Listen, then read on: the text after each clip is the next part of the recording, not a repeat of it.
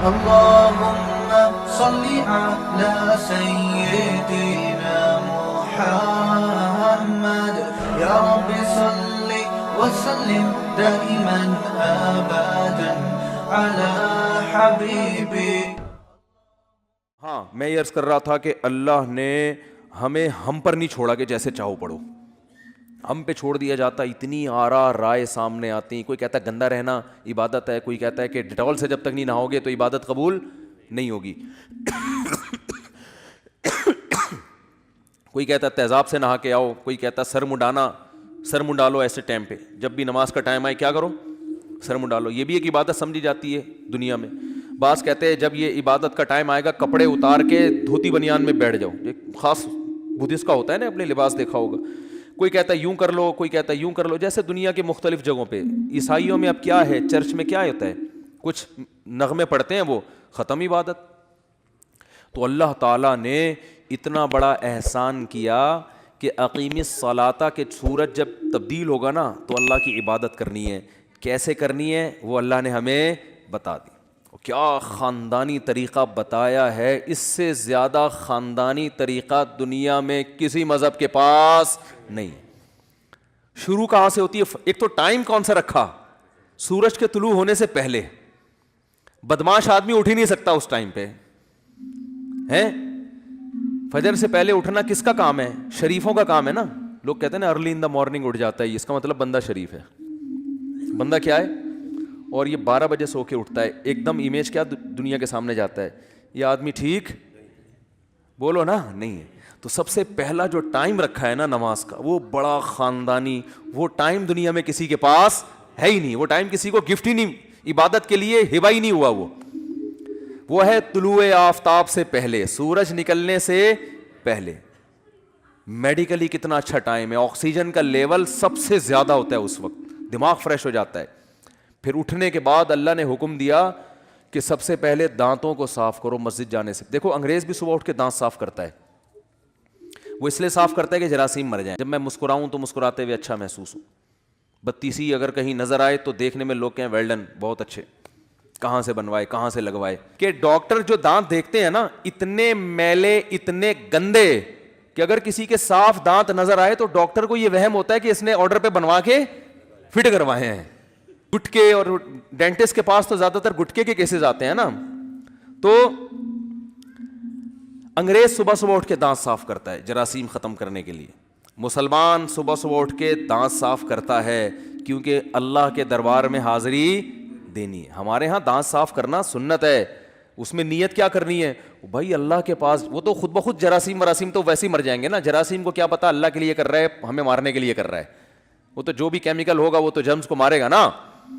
لیکن ہم نیت کیا کرتے ہیں کہ اللہ ہم تیرے دربار میں حاضری دینے کے لیے جا رہے ہیں. تو اللہ نے کہا کہ میلے کچیلے دانتوں کے ساتھ مت آنا, خدا کا دربار ہے بھائی, دانتوں کو صاف کرو.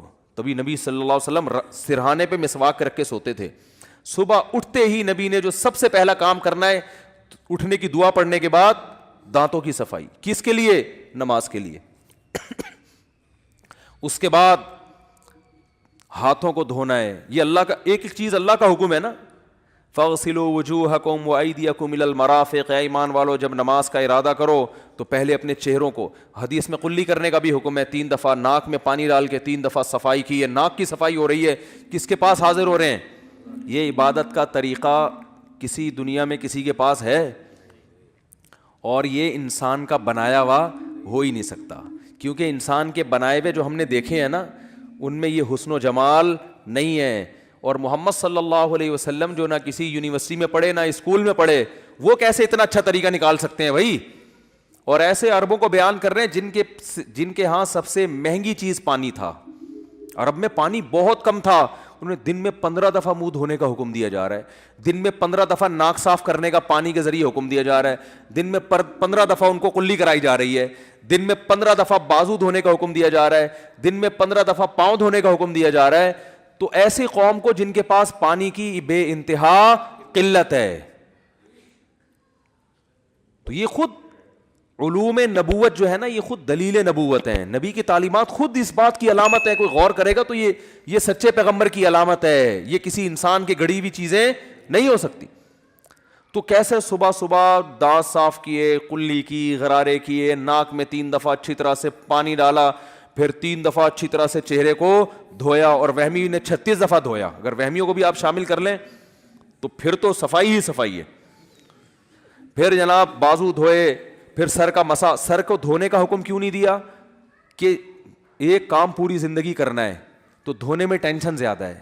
بال آپ نے رکھے ہوئے, سکھانے پڑیں گے آپ کو, ٹائم لگے گا, اس میں سردی ہے, بعض دفعہ بیمار ہو جاتا ہے, تو آسان, یعنی صفائی کو بھی پیش نظر رکھا جا رہا ہے اور آسانی کو بھی. کتنی ٹینشن میں نہ ڈال دو, ٹینشن میں. تو سر کے بارے میں کب مسا کر لو. پاؤں کو دھونے کا حکم دیا, اور پھر اس کے بعد مسجد میں آتے ہیں. عبادت کا طریقہ کتنا خوبصورت بتایا ہے کہ ایک شخص امام بنے گا اور باقی صف بستہ ہو کے اس کے پیچھے کھڑے ہو جائیں گے. آپ صلی اللہ علیہ وسلم جب مسجد میں آتے تو صحابہ کو دیکھ کے فرماتے ہیں الا تصفون کما تصف الملائکہ, تم ایسے صفیں کیوں نہیں بناتے جیسے فرشتے صفیں بناتے. اللہ کو ڈسپلن اتنا پسند ہے کہ فرشتے بھی جب اللہ کی عبادت کرتے ہیں اللہ کہتے ہیں لائن میں لگ کے کرو. تو صبح صبح ڈسپلن سکھایا جا رہا ہے کہ نہیں سکھایا جا رہا؟ اور جتنا بد نظم مسلمان ہے دنیا میں, اتنا بولتے کیوں نہیں بھائی؟ کوئی کام لائن میں لگ کے نہیں ہوتا, کوئی کام. اور پھر نبی جب صفیں سیدھی ہوتی نا تو آپ صلی اللہ علیہ وسلم بہت اہتمام سے اس کو لائن کو بالکل سیدھا کرتے تھے, کہیں کسی کا سینہ آگے نہ نکلا ہوا ہو, کہیں پیچھے نہ ہو, بہت سیدھی لائن ہوتی تھی. اور اتنی تاکید کی, فرمایا کہ اگر تم اپنی صفوں کو سیدھا نہیں کرو گے اس بات کا خطرہ ہے تمہارے دل اللہ ٹیڑھے کر دے گا آپس میں. ایسے لائن بنا کے صبح صبح ایک امام وہ سورہ فاتحہ پڑھ کے اللہ سے پھر وہ الفاظ بتا دیں کہ ورڈنگ کیا ہونی چاہیے تمہاری.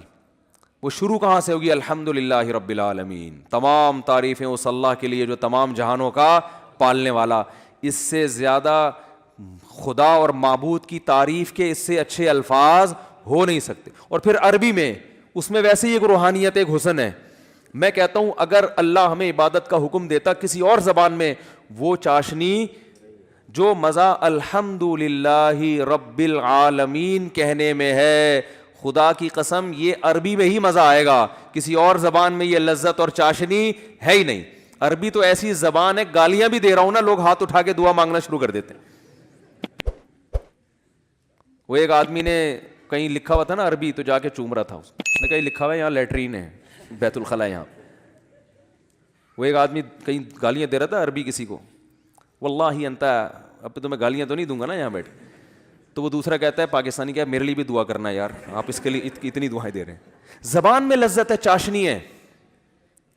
آپ دیکھو امام حرم جب عربی میں دعا مانگتے ہیں کیا خوبصورت, اس میں ایک عجیب نورانیت پیدا ہوتی ہے. وہ اردو, پشتو, پنجابی میں نہیں ہو سکتی, وہ انگلش میں نہیں ہو سکتی.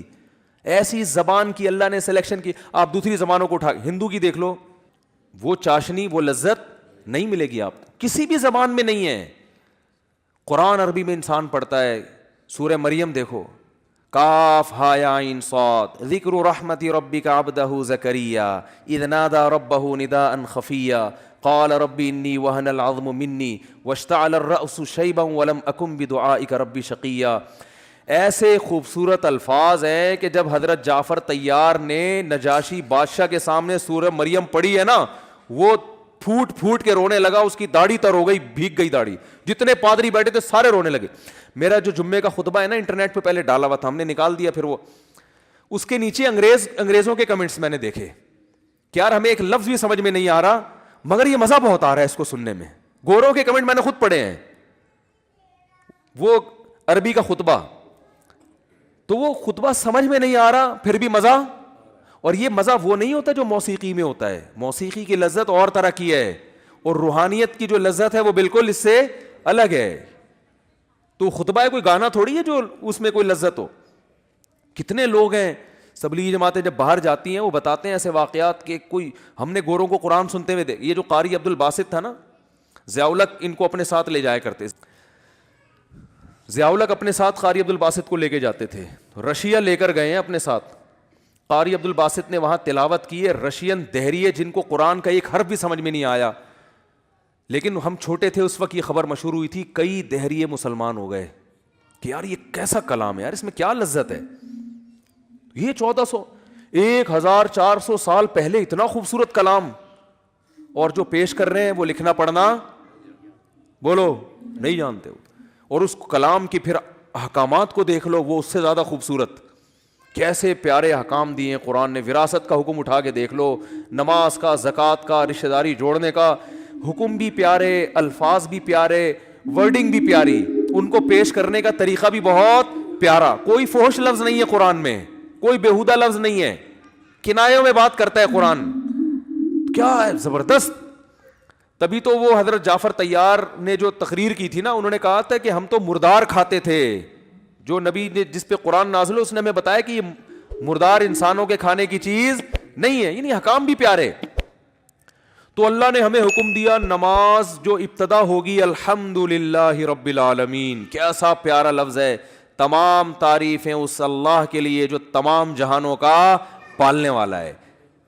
ملحدین کی دم پہ پاؤں رکھ دیا ہے, ٹھیک ہے نا, جو خدا کا انکار کرتے ہیں. ارے ہم انکار نہیں, ہم تو مانتے بھی ہیں, اور صرف خالی پیلی زبان سے نہیں مانتے, اپنی میٹھی ترین نیند کو قربان کر کے. وہ جو مؤذن جو بیچارہ 5,000 10,000 تنخواہ لے کے حی علی الصلاۃ کہہ رہے ہیں نا, دو بڑے بڑے تھانے دار بھی بعض دفعہ بلاتا ہے نا ایس ایچ او, پبلک نہیں جاتی کہ بھئی آپ کو ایس ایچ او نے بلایا تو آپ چونکہ ڈی ایس پی کے بیٹے ہیں آپ فون کر دیتے ہیں کہ میں نہیں آ رہا. ایس ایچ او کہتے ہیں کیوں نہیں آ رہا, کہتے ہیں ڈی ایس پی صاحب کا بیٹا ہوں. کہہ رہے بس وہیں رہو, میں خود ہی آ جاتا ہوں آپ سے ملنے کے لیے. ہر فنٹر سے بڑا بھی کوئی فنٹر ہے نا دنیا میں. لیکن ایک گاؤں دیہات کا مؤذن, پھٹی پرانی چپل, وہ مسجد میں آ کے اعلان کرتا ہے حی علی الصلاۃ, اور اس کی دعوت پر ڈاکٹر بھی لبیک کہتے ہیں, اس کی دعوت پر آرمی کے آفیسر بھی لبیک کہتے ہیں, اس کی دعوت پر جو ہے وہ انجینئر بڑے بڑے وہ بھی لبیک کہتے ہیں, اس کی دعوت پر بڑے بڑے لوگ بادشاہ بھی لبیک کہہ کے مسجد کی طرف جا رہے ہوتے ہیں, کیونکہ پتہ ہے کہ یہ دعوت اس کی نہیں ہے. یہ بیچارہ غریب ہمیں اگر بلائے تو ہم تو پولیس کے کہنے پہ نہیں جاتے, اس کے کہنے پہ کیوں جائیں گے. ان کو یقین ہوتا ہے کہ یہ دعوت کس کی طرف سے دی جا رہی ہے, حی علی الصلاۃ کی, یہ خدا کی طرف سے دعوت دی جا رہی ہے. تو ملحد تو اللہ کو لغت سے ہی نکالا ہوا ہے, اور نمازی نے ایسا ڈکشنری میں ڈالا ہوا ہے کہ اپنی میٹھی ترین نیند ایک عام گنوار دیہاتی کی دعوت کی آواز سن کے اپنی نیند کو قربان کر دیتا ہے. اور پھر سردیوں میں وضو کرنا کتنی ٹینشن کا کام ہے, غسل فرض ہو جائے تو غسل کرنا پڑتا ہے, اور وہ ساری تیاری کر کے پراپر طریقے سے. دیکھو آفس جانا آسان ہے, آپ کپڑے پہنو, اوپر سے استری کرو, اندر سے کوئی تھوڑی جھانک کے دیکھے گا باس کے اندر سے بغلیں صاف ہیں بھی کہ نہیں ہے بھائی, اندر سے تھوڑی کوئی چیک کرتا ہے. لہذا آفس تیار ہو کے جانا, شادی میں دولہا بن کے جانا بھی بہت آسان ہے. ڈیٹول سے اپنا منہ یوں یوں یوں کرو, تیزاب تھوڑا سا چھڑکو, بالکل جراثیم صاف, اور یوں چڑھاؤ, پہنچ جاؤ. لوگ دیکھیں گے ماشاء اللہ دولہا بڑا چمک رہا ہے. لیکن اللہ نے کہا نا نا نا نا نا, اوپر سے نہیں, اندر سے صاف. اوپر سے بھی ہونا ہے, پہلے اندر سے. بال بڑھ گئے ہیں, نماز مکروہ ہوگی. دانت گندے ہیں, نماز مکروہ ہوگی. پیاز کی بو آ رہی ہے, نماز مکروہ ہوگی. اس بو کو ختم کرو. گٹکے نسوار کی بو آ رہی ہے, ختم, اس کو ختم کرو پہلے. پیشاب کا قطرہ نکل گیا ہے, وضو ٹوٹ گیا آپ کا. نجاست پھیل گئی ہے, اس کو کپڑوں سے دھو, اپنے ازار کو پاک کرو. حالانکہ بھائی نہ بدبو آ رہی ہے نہ کوئی دیکھ رہا ہے, نہ آپ کے کپڑوں پہ چونکہ پیشاب لگا ہوا ہے, پبلک تو نہیں دیکھ رہی, نہ بو آ رہی ہے, کپڑے گندے ہیں, اس کو صاف کرو. تبھی تو نمازی بیٹھا ہوتا ہے واش روم میں شلواریں کندھوں پہ لٹکا کے رگڑ رہے ہوتے ہیں. جو وہمی ہوتے ہیں وہ زیادہ ہی کر رہے ہوتے ہیں. ورنہ کیا مسئلہ ہے, انگریزوں کی طرح ہم بھی جائیں واش روم میں, ایک جناب پیشاب کیا اور نکلے. گورے تو میں نے تو دیکھا ہے, باہر ملکوں میں گیا ہوں, گورے تھوڑی اتنی ٹینشن کے بیٹھے ہوئے ہیں, انتظار کر رہے ہیں کہ کب قطرے آنا ختم ہوں گے, پھر ہم استنجا کر کے باہر نکلیں گے. گورا کیا کرتا ہے, جایا کھڑے کھڑے اس نے پیشاب کیا, چھینٹیں پڑوسیوں پہ پڑ رہی, ویسے اتنے صاف نیٹ کلین گورے جو ہے نا, ویسے آپ دیکھو ایسے ہر چیز. وہ انہوں نے تو باقاعدہ ان کے یہاں تو وہ ہوتے ہیں جراثیم مارنے والے کیمیکل ہوتے ہیں, اس سے وہ ہاتھ صاف کر کے پھر کھاتے ہیں. ایک طرف اتنی صفائی ہے, لیکن جب واش روم جائیں گے 6 مہینے ہو گئے پانی کا استعمال کسی قسم کے واش روم میں نہیں ہو رہا. یعنی ایک تو چھوٹا واش روم ہوتا ہے, ایک بڑا واش روم ہوتا ہے. There are 2 types of washrooms. میں سمجھتا تھا چھوٹے واش روم میں نہیں استعمال ہوتا, پتہ چلا جب بڑے واش روم میں بھی پانی کا استعمال نہیں, وہ بھی ٹیشو سے چل رہا ہے حساب کتاب. اللہ نے کہا نا نا نا نا نا, یہ دنیا نہیں دیکھ رہی, میرے سامنے آؤ گے نا تو نیٹ اینڈ کلین ہو کے آنا ہے. تبھی واش روم میں انسان ٹائم لگاتا ہے, بھائی پیشاب کے قطرے ختم ہو جائیں پھر استنجا کروں گا, ورنہ لباس کیا ہو جائے گا, ناپاک ہو جائے گا. وہی قضائے حاجت لگی ہوئی ہے, اس کو پہلے صاف. ہمارے نبی جب صبح غسل کرتے تو پہلے جہاں جہاں گندگی لگی ہے نا, نجاست, اس کو صاف کرتے, اس کے بعد وضو کرتے, پھر آپ غسل کرتے. تو پہلے گندگی کو صاف کرنا ہے. استنجا کا لفظ ہی نہیں ہے گوروں کی لغت میں, یہ لفظ ہی نہیں ہے ڈکشنری میں. تو اس طرح سے انسان اتنا تو آفس جانا بھی, نمازی کو اپنے کپڑوں کو پاک رکھنے میں بڑی تکلف سے کام لینا پڑتا ہے, آسان